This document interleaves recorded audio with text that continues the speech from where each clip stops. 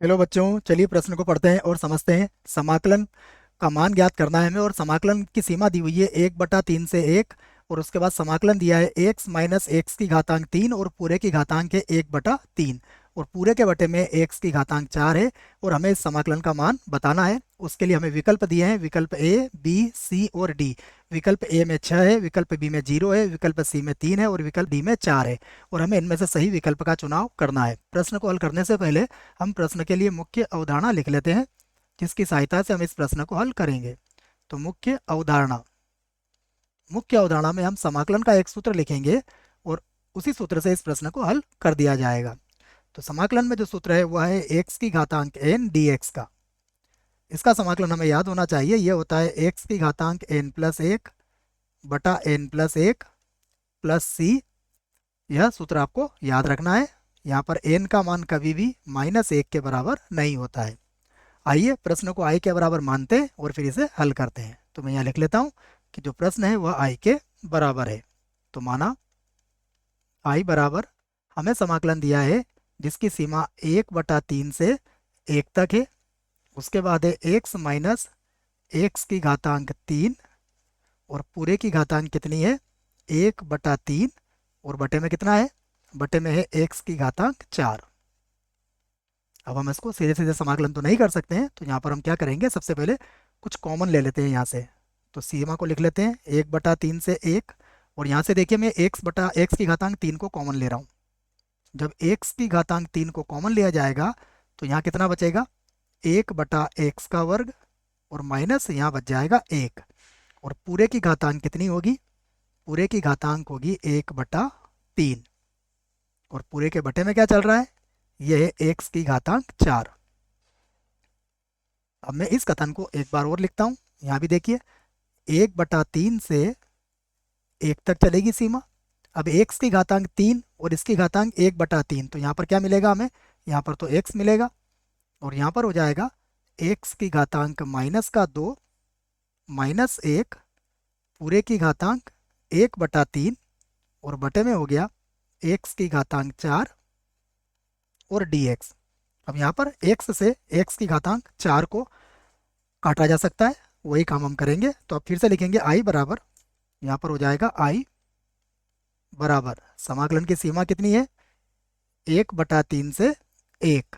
और यहाँ पर देखिए जब कट जाएगा तो ये बचेगा x की घात -2 माइनस का 1, यहाँ पर होगा dx और बटे में हो जाएगा x की घातांक 3।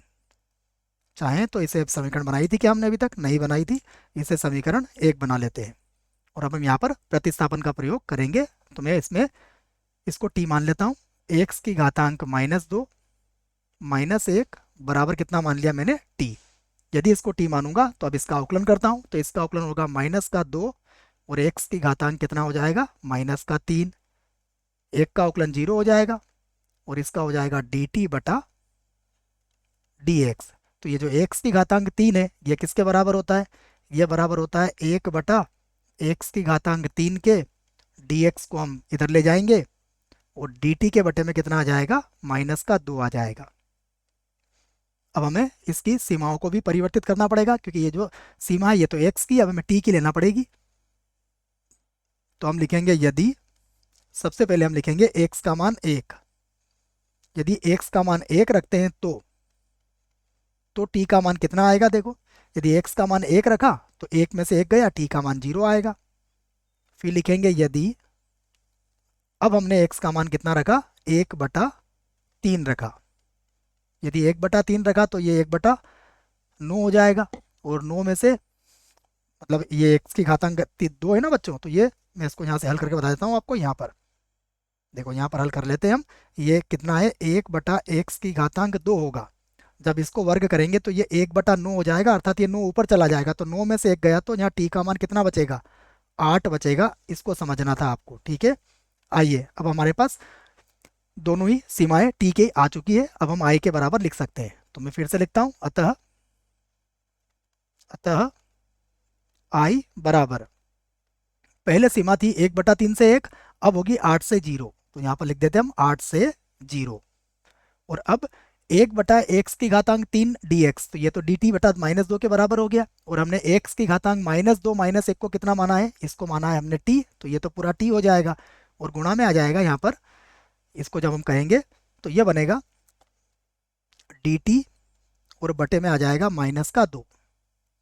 अब हम इसका समाकलन कर सकते हैं, तो -1/2 को हम बाहर ले लेते हैं और t का समाकलन कर देते हैं। तो यहाँ लिखेंगे हम t की घातांक 1 बटा थी ना बच्चों, 1/3 थी यहाँ पर, 1/3, तो यहाँ पर भी क्या लिख देंगे हम, 1/3। 1/3 ही चल रही है टी की घातांक, है ना, यहाँ से देख लीजिएगा ये 1/3 ही है, तो ये 1/3 चल रही थी। अब हम इसका समाकलन करते हैं, देखो आई बराबर, तो आई बराबर हो जाएगा -1/2, और अब समाकलन करेंगे तो टी की घातांक 1/3 में एक जोड़ देंगे, 1/3 में एक जोड़ेंगे तो ये 4/3 हो जाएगा।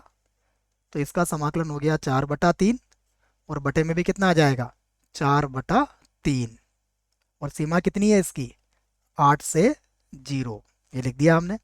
फिर से लिखते हैं आई बराबर, ये तो होगा -1/2, और गुणा ये जो 4/3 है ये कितना बन जाएगा, 3/4 आ जाएगा इधर। और अब सबसे पहले जीरो रखते हैं, तो जीरो की घातांक 4/3 तो जीरो होगा, माइनस अब 8 की घातांक कितनी हो जाएगी, 4/3 हो जाएगी। इसे हल कर लेते हैं, तो फिर से लिखते हैं आई बराबर,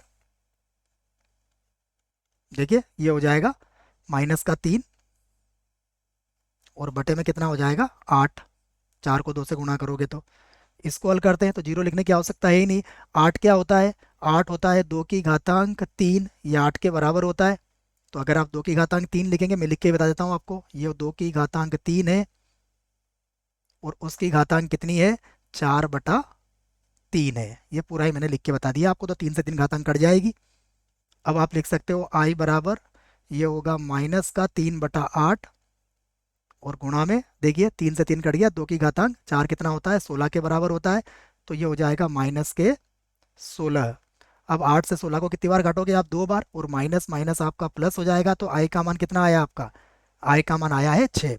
अब हम विकल्प देख लेते हैं कि विकल्प में 6 कहाँ पर है। तो विकल्प में 6 जो है वो पहला विकल्प है, तो पहला विकल्प जो है इस प्रश्न के लिए बिल्कुल सही विकल्प है। तो बी, सी और डी गलत होंगे। आशा करता हूँ आपको इस प्रश्न का उत्तर समझ में आया होगा। धन्यवाद।